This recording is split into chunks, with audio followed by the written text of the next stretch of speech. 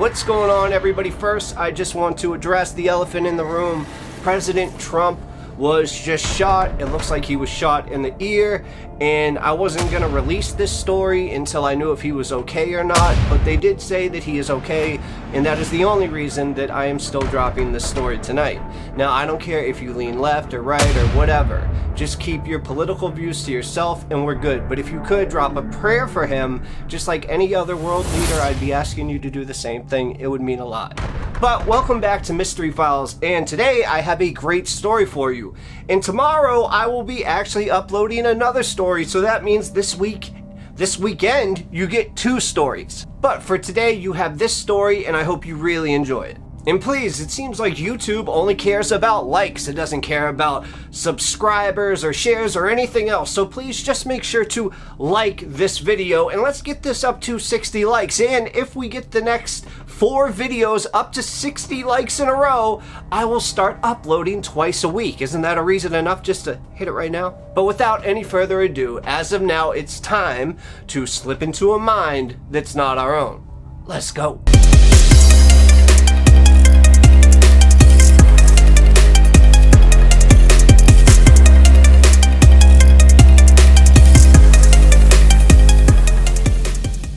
On a chilly spring evening in the 1800s, a wise and introspective man was plagued by a very disturbing dream. And this man was known for his sharp intellect and his heavy burden of responsibility. And he shared this dream with his wife and a few close friends, unable to shake the sense of this impending doom that it carried. And little did he know, this dream would actually mirror the events that would soon come to unfold. Abe, as his friends called him, had always been attuned with his thoughts and emotions. His dreams often provided insight and clarity, but this particular dream, vivid and haunting, left him deeply unsettled. One late evening, after waiting anxiously for this important news, Abe retired to bed because he was absolutely exhausted. And he quickly fell into a deep sleep, only to be awakened by the sound of this soft, muffled sobbing. And the mournful cries seemed to come from him all around, echoing through the empty corridors of his home. So at this point, he is alarmed and puzzled, so he arises from his bed and he began to wander around through the dimly lit rooms. Because remember, in the 1800s, there wasn't electricity, well, not like there is today. I mean, the electricity today, how we know it, didn't come into play until about the 1920s. So there were no flashlights, just a lantern. He had to look around this absolutely huge home. And the sobbing kind of grew louder and even more anguished with every step that he took. But every corner that he turned, every door that he opened, revealed nothing but this eerie silence. At this point, determined to uncover this mystery, he continued his search until he arrived at the Grand Hall, its vastness amplified by the silence and the shadows. But then, in the center of the room, he was met with this chilling sight. A decorated wooden framework that was supporting a coffin stood there solemnly. It was draped in funeral vestments, and upon it lay a corpse, shrouded and still. Plus, there were these soldiers that stood guard to this tomb, and their faces set in the somber vigilance. Surrounding them were these mourners, their faces etched with grief. Some were crying and some weren't, others just standing in this silent sorrow. Overcome with dread, at this point, he approached one of the soldiers. "Who is dead?" he said, with his voice literally trembling with the weight of his premonition. The soldier's reply was stark and final. "The most important man in the world. He was killed by an assassin." At that moment, a collective wail of anguish just rose up through the crowd, a sound so heart-wrenching that it literally jolted Abe awake. Yes, it was a dream, and this dream left a deep impression on him. And even though he tried to dismiss it as maybe a figment of his imagination or something, the foreboding that it carried just lingered in his mind. Despite his attempts to reassure his wife and friends that it was just a dream, you could tell that the unease in him remained palpable. And in fact, the more that he thought about it, the more that he felt a strange connection between the dream and his waking life. And in the days that followed the dream, he just couldn't shake the feeling that something terrible was actually about to happen. He even shared the details with a very close friend, describing how he had heard these sobs wandering through these familiar rooms, only to find a corpse that was guarded by these soldiers, mourned by these unseen weepers.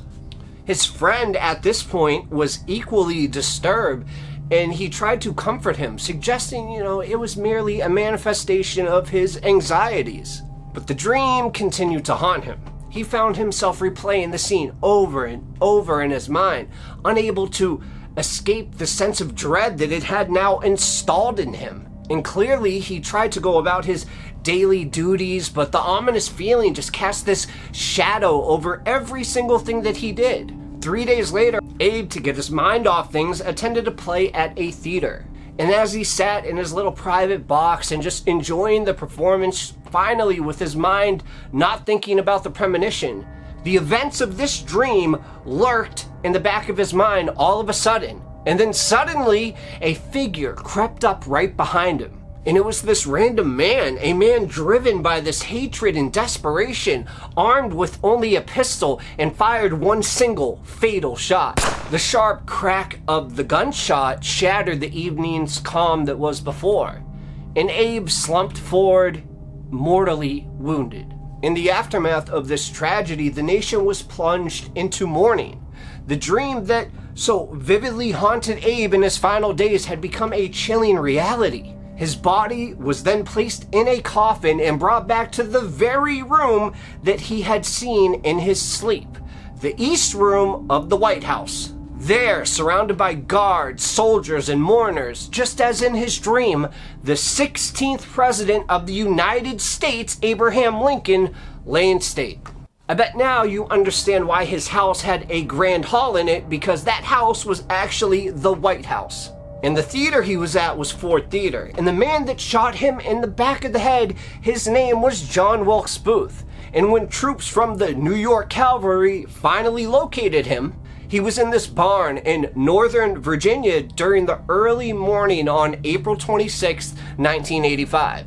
And they ended up setting the structure on fire to force Booth to exit. And when he did, he was shot, and he ended up dying later that day. The premonition that Abraham Lincoln had experienced had eerily foretold the tragic end that awaited him. His dream, once dismissed as this unsettling vision, became a haunting testament to the mysterious interplay between dreams and reality and destiny. And this story even gives me the chills even more after what almost happened today.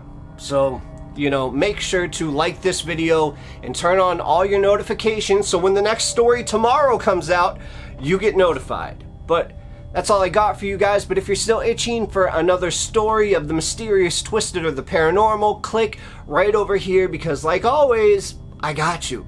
That's all I got for you guys. Cheers.